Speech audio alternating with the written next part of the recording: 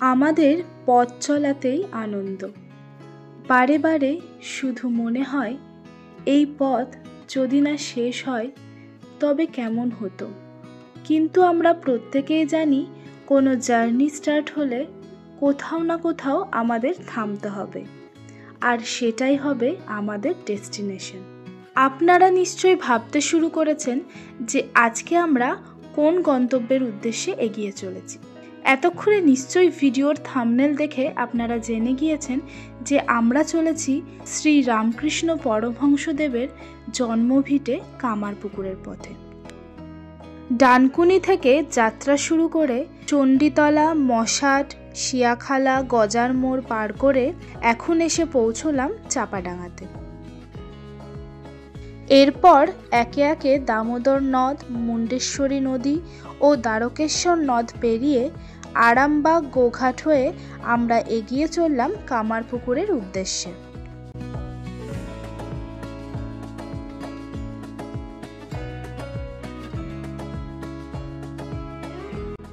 দেখতে দেখতে 2024 সালটা শেষের পথে। আজ 1 ডিসেম্বর, রবিবার।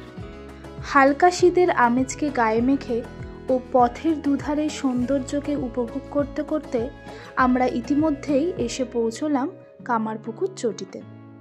বেলা 12টায় জার্নি স্টার্ট করে দুপুর 2:40 নাগাদ আমরা এসে পৌঁছলাম কামারপুকুর মঠে। আর এদিকে দেখো, তোমাদের সাথে শেয়ার করতেই ভুলে গেছি আমরা আজকে কারা কারা এসেছি কামারপুকুর মঠ দর্শন করতে। আমি দেবাশিস তো রয়েছি, সাথে মা বাপিকেও নিয়ে এসেছি। পার্কিং জোনে গাড়ি পার্ক করে আমরা মঠের দিকে এগিয়ে চললাম। মঠের গেটে এসে জানতে পারলাম মঠ এখন বন্ধ রয়েছে আর ওপেন হবে দুপুর 3:30। আপনারা যারা কামারপুকুর দর্শন করতে আসবেন তারা অবশ্যই মঠের টাইম টেবিলটা দেখে আসবেন। এদিকে কিন্তু আমাদের প্রত্যেকেরই ভীষণ খিদে পেয়ে গিয়েছিল, তাই সামনের মিষ্টির দোকানে ভ্যারাইটিস মিষ্টি ও গরম গরম সিঙ্গারা ভাজা হচ্ছে দেখে দোকানে ঢুকে পড়লাম।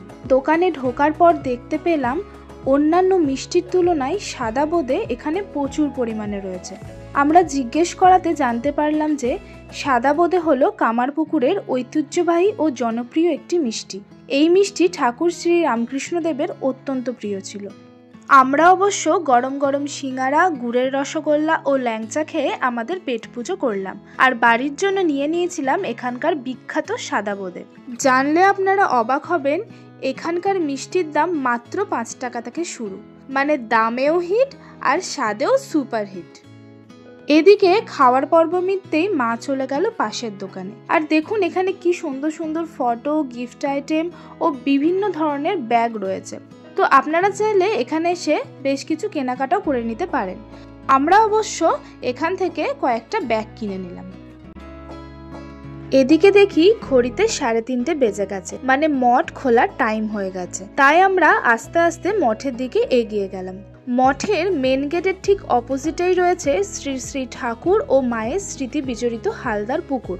তাই আমরা ঠিক করলাম পবিত্র হালদার পুকুর দর্শন করেই আমরা মঠে প্রবেশ করব।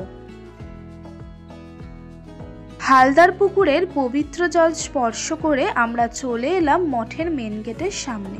আর এখানে এসে জানতে পারলাম যে মঠের ভেতরে কোনো রকম ফটোগ্রাফি বা ভিডিওগ্রাফি অ্যালাউ নয়। আমরা দুঃখিত, মঠের ভেতরে আমরা কি কি দেখলাম সেটা এই ভিডিওর মাধ্যমে আপনাদের সামনে তুলে ধরতে পারলাম না। মন্দিরের ভেতরে তো ক্যামেরা অ্যালাউ নেই, তাই আমরা ভেতরে ভিডিও করতে পারলাম না। তবে মন্দিরটা খুবই সুন্দর।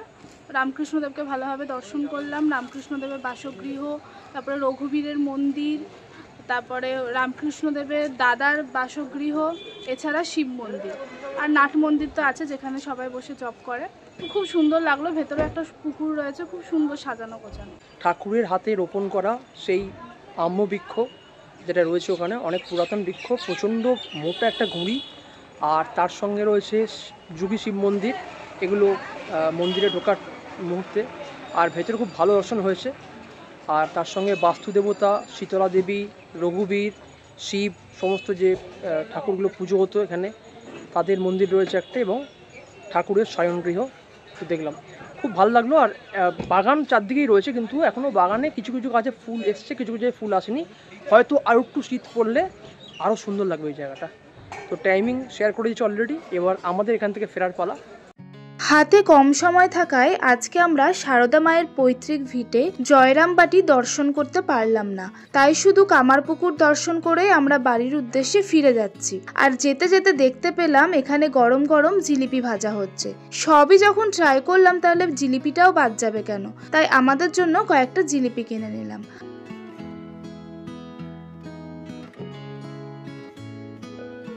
আজ 1 ডিসেম্বর 2024, বছরের শেষ মাসের প্রথম দিন এবং প্রথম সানডে। আর ঠিক 1 মাস বাদে 1 জানুয়ারি কল্পতরু উৎসব। তো আজ দর্শন করে গেলাম, সামনে বছর ভালো কাটুক।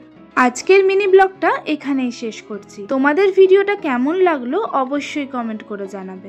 আর ভালো লেগে থাকলে একটা লাইক, ভিডিওটা শেয়ার। এইরকম নতুন ধরনের ভিডিও দেখার জন্য আমাদের চ্যানেলকে সাবস্ক্রাইব ও আমাদের ফেসবুক প্রোফাইলকে ফলো করে দিও। তো দেখা হচ্ছে নতুন কোনো ভিডিওতে, ততক্ষণ টাটা।